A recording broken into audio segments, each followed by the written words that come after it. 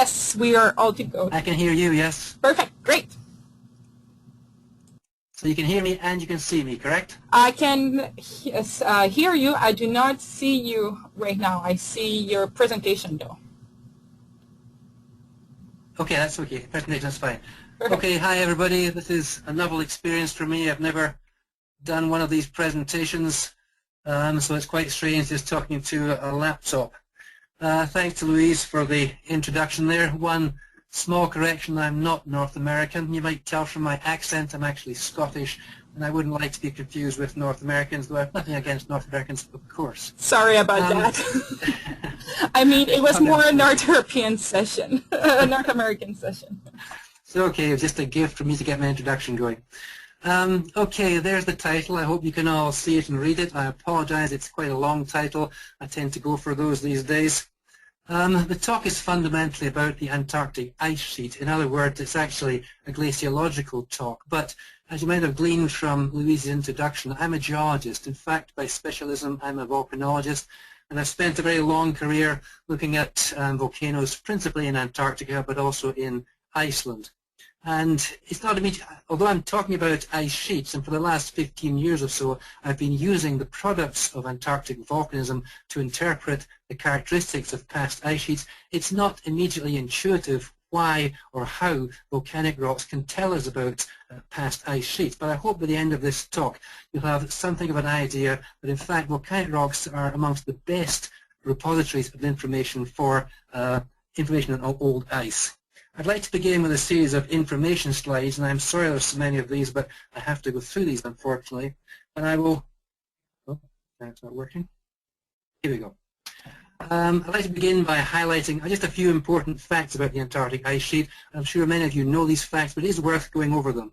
Firstly, the Antarctic ice sheet contains about 90% of the world's fresh water as ice, and complete melting of that ice would raise global sea levels by a few to several tens of meters, with potentially disastrous consequences for many of the world's coastal cities.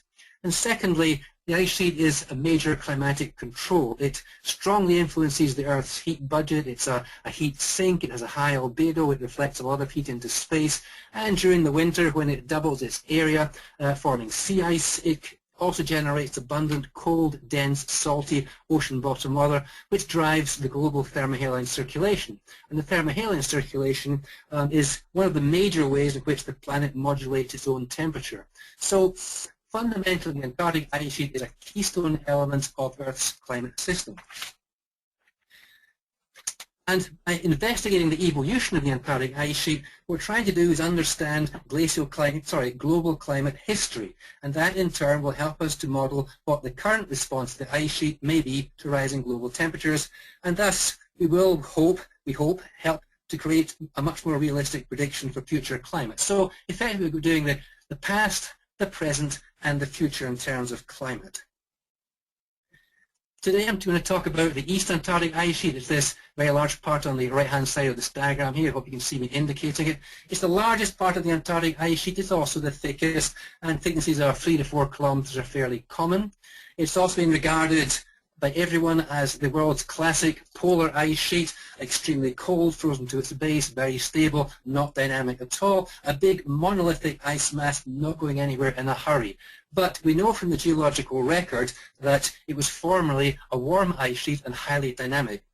And so the problem, or perhaps the question we'd like to ask is, when and how did the East Antarctic ice sheet evolve from a warm, wet-based and dynamic ice sheet to the cold, frigid ice sheet that we see today?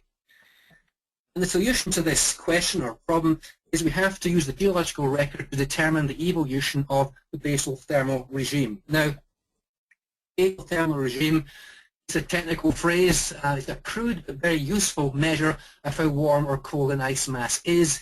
It fundamentally determines how stable or dynamic that ice mass is, and in other words, how rapidly it will respond to climate change. And ultimately, we would like to, way down the line, we'd like to answer the question, is the East Antarctic ice sheet stable, or is it likely to collapse under a warming world?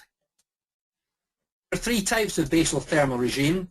There's warm ice, which is wet-based. In other words, it has a very thin film of water at its base, and because of that thin film of water, it moves by slipping, and therefore it's highly dynamic. On a geological timescale, it actually moves very rapidly. It can expand and contract very quickly indeed. Then there's cold ice, in which the ice is much colder, it's frozen to its base, it can't slip, it's very stiff, very rigid, it moves by sluggish internal deformation, and it's very stable. This is very much how the East Antarctic ice sheet has been viewed for a very long time.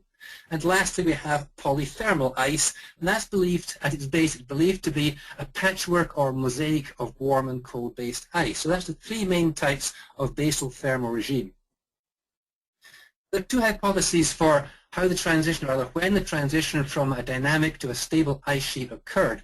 The first suggested that the ice sheet has been cold-based since at least 14 million years ago. So in other words, it's been an extremely stable ice sheet and hasn't done a lot in that time. And unsurprisingly, the people who support that hypothesis have been called stabilists.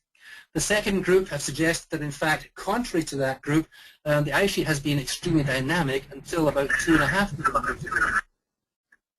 Until about 2.5 million years ago. In other words, a very dynamic ice sheet until comparatively recent times, and that group are called dynamists. You may laugh at these titles, but this debate has been extremely controversial. It has existed for 35 years, it has never been resolved until very recently, and has been extremely polarized. Unfortunately, the two groups of scientists used different data sets. This was forced upon them. It wasn't a conscious desire. The first group, the stabilists, principally were involved with landscape development studies. That's geomorphological studies of the transantarctic mountains. Whereas the second group principally focused on glaciogenic sediments and fossils, and there's a link to Uplift History of the Transantarctic Mountains. On top of that, both viewpoints were supported independently by offshore drilling studies, mostly looking at marine sediments, and also onshore studies looking at cosmogenic surface exposure dating. And there are also persistent dating issues. The whole problem is the whole thing is bedeviled by dating issues. And the result is that we actually have a mess at present, and the two hypotheses are mutually conflicting and irreconcilable. It was time for a different approach. And the approach I took and my co-workers both in Italy and America was to look at volcanic sequences in Antarctica, specifically glaciovolcanic sequences, which are volcanic products which were erupted underneath an ice sheet.